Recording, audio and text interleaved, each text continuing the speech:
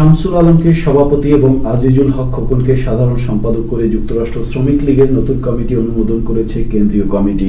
শনিবার কেন্দ্রীয় কমিটি থেকে পাঠানো নতুন কমিটি আনুষ্ঠানিকভাবে হস্তান্তর করেন এটিএন বাংলা এবং এটিএন নিউজের চেয়ারম্যান ডক্টর মাহফুজুর রহমানের কাছে। এ সময় উপস্থিত ছিলেন মুক্তিযোদ্ধা ডক্টর মাসুদুল হাসান। পার্বত্য চট্টগ্রামকে আলাদা রাষ্ট্র করার ষড়যন্ত্র চলছে এমন অভিযোগ করে এর বিরুদ্ধে প্রতিরোধ গড়ে তোলার আহ্বান জানিয়েছেন protect Chittagong movement new York নামে একটি সংগঠনের নেতৃবৃন্দ। জ্যাকসন হাইটসের এখন সময় পত্রিকা অফিস কার্যালয়ে এ উপলক্ষে এক আলোচনা সভায় বক্তারা বলেন, মাইনরিটির দোহাই দিয়ে একটি মহল পার্বত্য এলাকাকে আলাদা রাষ্ট্র গঠনের ষড়যন্ত্র করছে। এজন্য তারা পার্বত্য এলাকার মানুষদের উপর নির্যাতন, আর্মি প্রত্যাহার সহ নানা রকম বানোয়াট রিপোর্ট তৈরি করেছে। আন্তর্জাতিক সম্প্রদায়ের কাছে দেশের ভাবমূর্তি যেমন নষ্ট হচ্ছে, তেমনি ওই এলাকার পাহাড়ি ও বাঙালিদের মধ্যে বিভাজন সৃষ্টি হচ্ছে। অন্যান্যের মধ্যে সভায় বক্তব্য রাখেন জয়নাল আবেদিন, ডক্টর শওকত আলী, আনোয়ার হোসেন মঞ্জু প্রমুখ। বাংলাদেশের উন্নয়নে প্রবাসীদের অবদানের কথা স্মরণ করে ভবিষ্যতে দেশের কল্যাণে আরও সক্রিয় ভূমিকা পালনের আহ্বান জানালেন যুক্তরাষ্ট্রে সফররত সাবেক ছাত্র নেতা ও অগ্রণী ব্যাংকের পরিচালক শাহজাদা মহিউদ্দিন। ইউএস পরিক্রমার সাথে একান্ত আলাপকালে তিনি এ আহ্বান জানান। বর্তমান সরকার প্রবাসী কল্যাণ ব্যাংক একটা করেছেন, এটা শুধু প্রবাসীদের জন্যে, তাদের সহযোগিতার জন্যে। এই সুযোগগুলো আজকে নতুন নতুন সুযোগ তৈরি করছি আমরা এই প্রবাসীদের জন্যে।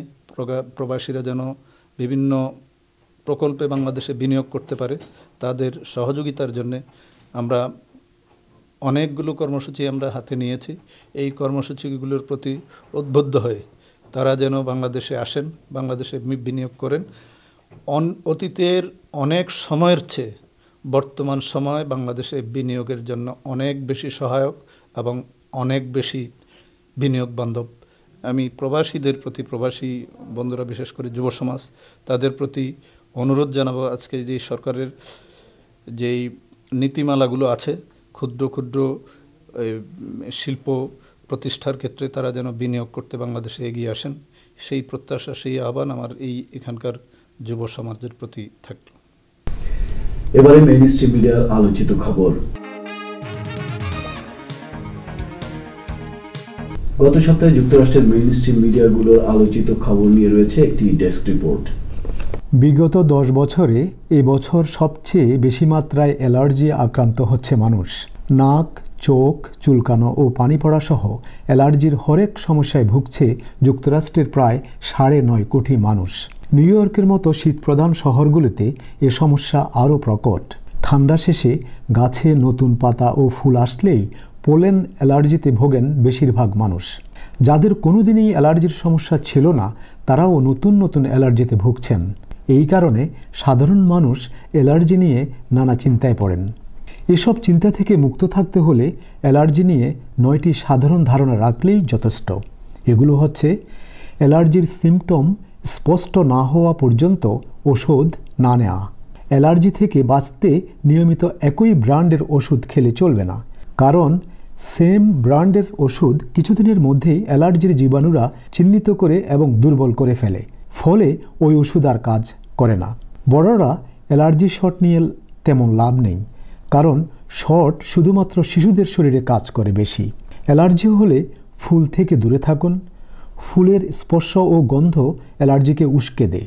অ্যালার্জি থেকে মুক্ত থাকার জন্য নিয়মিত মধু খাওয়া উপকারী। ছোটবেলায় অ্যালার্জি না থাকলে প্রাপ্তবয়স্ক হয়ে অ্যালার্জিতে আক্রান্ত হওয়ার সম্ভাবনা কম।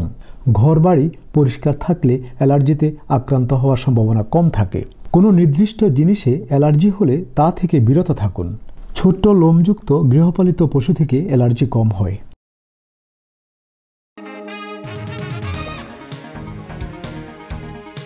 $14 ট্রিলিয়ন ঋণের বোঝা মাথায় নিয়ে 2 কোটি আমেরিকান এখন বেকার। মন্দা অবস্থা কাটাতে প্রাইভেট সেক্টর, ব্যবসা প্রতিষ্ঠান সহ সর্বত্রই কর্মী ছাঁটাই, লে অফ, বেতন কমানো সহ নানাভাবে কর্মীরা ছাড় দিচ্ছেন। কেবল ছাড় নেই দেশের ফেডারেল কর্তৃপক্ষের কর্মীদের। সবাই টের পেলেও মন্দা অবস্থার ছোঁয়া লাগেনি ফেডারেল সেক্টরের কর্মচারীদের, বরং 4% বেতন বেড়েছে তাদের। প্রেসিডেন্ট ওবামা ফেডারেল সেক্টরে বেতন বৃদ্ধির বন্ধের পরামর্শ দিলেও তা কার্যকর হয়নি। এ তথ্য পাওয়া গেছে সোমবার কংগ্রেশনাল রিসার্চ সার্ভিসের এক রিপোর্টে। কংগ্রেসে এ নিয়ে বহুবার কথা উঠেছে, কিন্তু কিছুতেই যেন কিছু হচ্ছে না। দাবি উঠেছে ফেডারেল কর্তৃপক্ষেরও বেতন ভাতা কমিয়ে অন্যান্য সেক্টরের মতো যুক্তরাষ্ট্রের মন্দা কাটানোর চেষ্টা করার। এবারে অন্যান্য স্টেটের প্রবাসী বাংলাদেশিদের খবর। বিএনপির প্রতিষ্ঠাতা জিয়াউর রহমানের শাহাদাত বার্ষিকী যৌথভাবে পালন করেছে ফ্লোরিডা বিএনপি ও যুবদল। 29 মে উপলক্ষে স্থানীয় একটি রেস্টুরেন্টে আলোচনা সভা ও মিলাদ মাহফিলের আয়োজন করা হয়।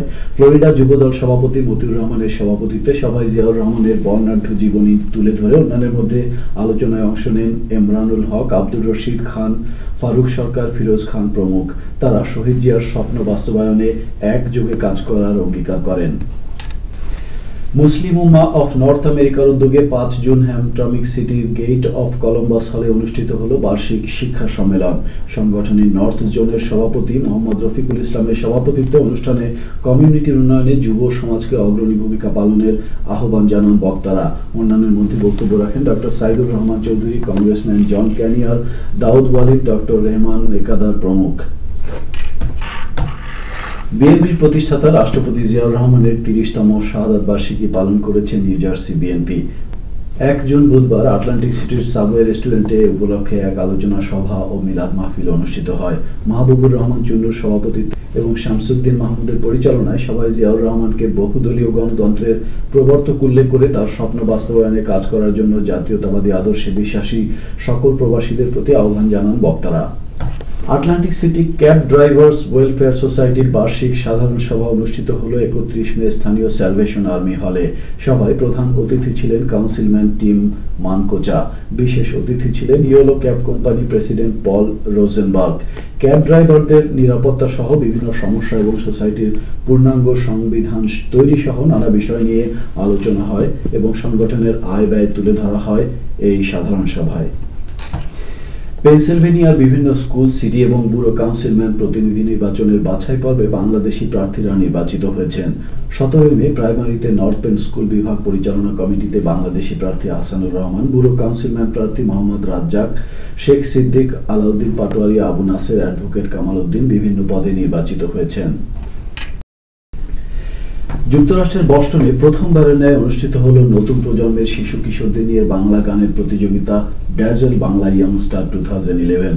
বিপুল সংখ্যক প্রবাসী বাংলাদেশিদের উপস্থিতিতে অনুষ্ঠিত প্রতিযোগিতায় বড়দের গ্রুপে চ্যাম্পিয়ন হয়েছে তানাজ আবিদ এবং ছোটদের গ্রুপে চ্যাম্পিয়ন হয়েছে জুনকু রহমান।